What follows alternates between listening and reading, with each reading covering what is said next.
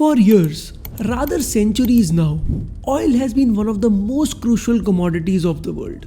ये commodity इतनी powerful है कि often it becomes the reason of war in the world. और in wars में सिर्फ दो countries नहीं बल्कि पूरा वर्ल्ड सफर करता है। Oil has become the most volatile commodity of 1986. This is the most frightening time that I've seen in my 29 years in the oil business. It's going to be a bad spring for borrowers. लेकिन एक community है, a community that often stays behind the curtains, जो इन Wars में सफर नहीं बल्कि in war से profit करती है। While the world runs away from wars, these people run towards them. क्योंकि ये लोग ऐसा मानते हैं that within a crisis lies a big opportunity, an opportunity to make money. और इस कम्युनिटी को जो लोग रिप्रेजेंट कर रहे थे they were the commodity traders. वो लोग जो सिर्फ ऑयल नहीं बल्कि वर्ल्ड की हर कमोडिटी, स्टील, कॉपर, एल्यूमिनियम, इन सब के ग्लोबल ट्रेड को मैनेज करते हैं। मतलब कौन सी कमोडिटी कब किस कंट्री को किस प्राइस पे सेल की जाएगी, ये ट्रेडर्स डिसाइड करते हैं। और इन्हीं में से एक था Marc Rich, the guy who revolutionised the trade of oil in the world markets, the greatest commodity trader of all times, but also extremely controversial for the way he went about his business. One of the most colourful and controversial traders the US has ever seen. He will be remembered as a pioneer of globalization who revolutionized the world trade. Mark Rich made his fortune in the 70s by setting up trade between the Shah's Iran and Israel. Forbes said he was worth $2.5 billion in 2012. He learns to operate outside of US law. It was he who, back in the 70s, revolutionized the oil business. According to the traders, Mark Rich was the best. Hi guys, welcome to Learners Lounge. और आज के episode में हम एक ऐसे business tycoon की story discuss करेंगे जिन्हें वर्ल्ड में गॉडफादर ऑफ ऑयल के नाम से भी जाना जाता है। और इवन दो आज उनके नाम के साथ ऑफन क्रिमिनल वर्ड लगाया जाता है, it can never change the fact that he shaped the very trade of oil in the world. This is the story of Mark Rich. It all started from 1960. उस साल world की major oil producing Nations ने पहली बार America के against जाके एक organisation बनाई called OPEC or the Organization of the Petroleum Exporting Countries. Up until this time, oil की supplies were managed by a few American companies जो इन Middle East countries के oil को रिफाइन करके पूरे वर्ल्ड में सेल करती थी और इन्हें एक्सचेंज में अपने प्रॉफिट्स का एक स्मॉल शेयर दे देती थी। लेकिन मिडिल ईस्टर्न कंट्रीज के स्मॉल साइजेस और डिसयूनिटी होने की वजह से वेरी ऑफन ये अमेरिकन कंपनीज इन कंट्रीज को एक्सप्लॉइट करके खुद मैक्सिमम प्रॉफिट्स रख लेती थी। और ओपेक इसी एक्सप्लॉइटेशन के अगेंस्ट एक एक्शन था which meant that Middle East wanted its control back. उन्होंने साथ मिलकर अपने ऑयल के नेचुरल रिसोर्सेज को नेशनलाइज करना शुरू किया और अब वो ऑयल अमेरिकन कंपनीज के थ्रू नहीं बल्कि खुद सेल करना चाहती थी। बट खुद ऑयल सेल करना इतना ईजी नहीं था because these countries never had to sell oil themselves. उन्हें इस प्रोसेस के बारे में कुछ इंफॉर्मेशन नहीं थी। They had no networks, transportation system और storage facilities in place. अब ऑयल तो था लेकिन उसे सेल करने का मीडियम नहीं। And that's where the commodity traders and most of all Mark Rich came in. The idea was कि रिच जैसे ट्रेडर्स इन कंट्री के लिए एजेंट्स की तरह काम करेंगे wherein they will buy crude oil from these countries and then sell it in the international market. तो अब transportation या network का burden was off the shoulders of the Middle East and was going to be managed by the commodity traders. Back in those days, Mark Rich एक metal trading firm called Philip Brothers में एक young trader थे. He joined at the age of 19 and like everybody else started from the mail room जहां उन्हें बहुत ही trivial और insignificant काम दिया जाता था। लेकिन रिच बाकी एम्प्लॉइज की तरह नहीं थे। He was sharp and an extremely ambitious person. In fact, ऐसा बोला जाता था कि ट्रेडिंग के बिजनेस में ट्रेंड्स आइडेंटिफाई करना बहुत इंपॉर्टेंट होता है। And rich was a person who spotted trends faster than anybody ever could. और उनके इस टैलेंट के बारे में पूरी कंपनी जानती थी क्योंकि कंपनी ज्वाइन करने के कुछ टाइम बाद ही रिच ने ऐसा ही एक ट्रेंड मर्करी मेटल में देखा था। उस टाइम मर्करी एक ऐसा मेटल था जो सिर्फ सिल्वर एक्सट्रैक्शन या थर्मोमीटर्स में ही यूज किया जाता था. So in short it wasn't a very significant contributor to the revenues of Philip Brothers. लेकिन रिच realized कि मर्करी धीरे धीरे मिलिट्री इक्विपमेंट्स की बैटरी में भी यूज किया जाने लगा था और बहुत जल्द ही countries across the world would demand mercury for their weapon development. तो रिच ने पहले ही सप्लायर से मर्करी बाय कर लिया and soon he was proved right. World की सारी कंट्रीज ने मर्करी बाय करना शुरू कर दिया and the demand for this metal skyrocketed. जैसे ही मर्करी के प्राइसेस बढ़े, rich sold the metal and made a handsome profit for his company. A 19-year-old, only a few months into the business, now became a star in Philip Brothers. And today, 6 years later, at the age of 25, Rich was looking at another pattern.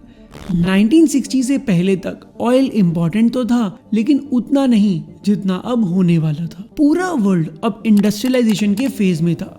Everybody wanted to manufacture और उसके लिए they needed oil. अब अगर American companies वो oil supply नहीं करेंगी तो कोई तो करेगा and Rich decided to be just that. But Middle East से डायरेक्टली क्रूड ऑयल लेकर तो बहुत सारे ट्रेडर्स ऑयल सेल कर लेते. ऑल्दो रिच ने भी थोड़े टाइम तक यही किया, लेकिन he was constantly in search for a secret edge, एक ऐसा edge that nobody else would dare to use. और 1968 में फाइनली रिच ने एक सीक्रेट प्रोजेक्ट को नोटिस किया, the Iran Israel oil pipeline, also known as Eilat Ashkelon pipeline. Iran और Israel का एक बहुत ही स्ट्रेंज रिलेशनशिप था.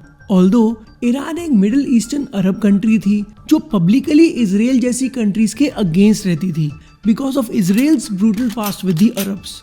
But Iran was still secretly united to Israel for its economic interests. 1967 में इजराइल ने 2 अरब कंट्रीज इजिप्ट और सीरिया पे अटैक किया था और उसके रिस्पॉन्स में इजिप्ट के प्रेसिडेंट ने ग्लोबल ट्रेड का सबसे important route called Suez canal close कर दिया था. ऑल्दो ये वॉर तो सिर्फ 6 डेज तक ही चली, स्विस कैनाल अगले 8 इयर्स तक बंद रहा.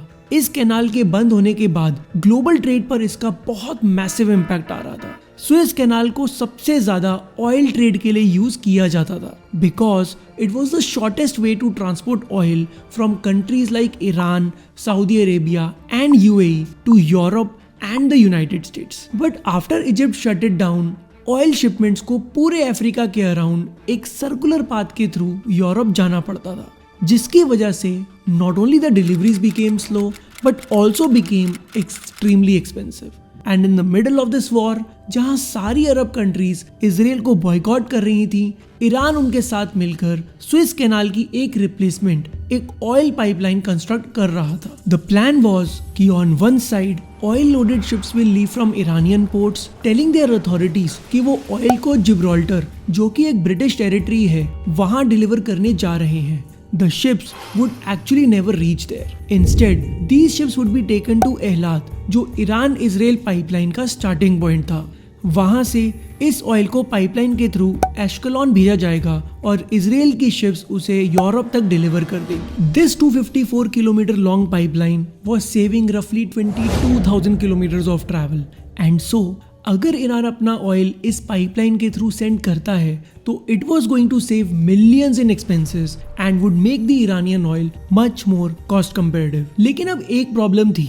यूरोप वाज फियरफुल कि अगर उन्होंने इजराइल के थ्रू ऑयल लिया and if any of the Arab countries found out तो वो उन्हें भी बॉयकॉट कर देंगे. एंड सो ईरान और इजराइल को एक ऐसी स्ट्रैटेजी चाहिए थी जिससे उनकी सीक्रेसी मेंटेन रहे. और यहाँ आता है Marc Rich. This was going to be Marc secret edge. वैसे तो कुछ और ट्रेडर्स भी इस पाइपलाइन के बारे में जानते थे, लेकिन nobody had enough guts to take such a high risk. But Rich was different. He knew that managing trade through the pipeline was risky. If he gets caught, तो Rich का पूरा करियर खत्म हो सकता था. But he still chose to go ahead with it. Rich ने इस पूरे ट्रेड को मैनेज किया और ईरानियन ऑयल इजराइल के थ्रू यूरोप को चीप प्राइसेस में सेल करना शुरू कर दिया.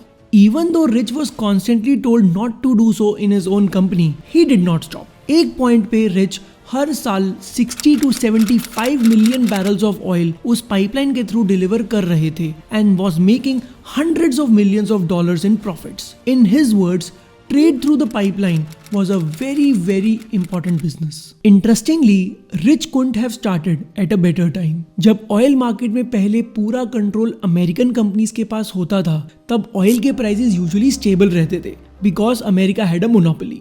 But with the rising Middle Eastern control, oil के प्राइसेस का ट्रेंड अब रिवर्स होने लगा था and oil prices were on the rise. और इसी टाइम के अराउंड, दैट इज 1973 में, रिच को एक ईरानियन कंपनी ने 1 million tons of crude oil sale करने का ऑफर दिया. The contract was huge, but इस ऑफर में एक ट्विस्ट था. According to the contract, Iranian company rich को ऑयल उसके एग्जिस्टिंग प्राइस दैट इज $3.29 पर बैरल पर नहीं, बल्कि $5 पर बैरल पर सेल करना चाहती थी. अब अगर रिच $5 पर बैरल पे ऑयल खरीद लेते तो the contract was going to be worth around $37.5 million.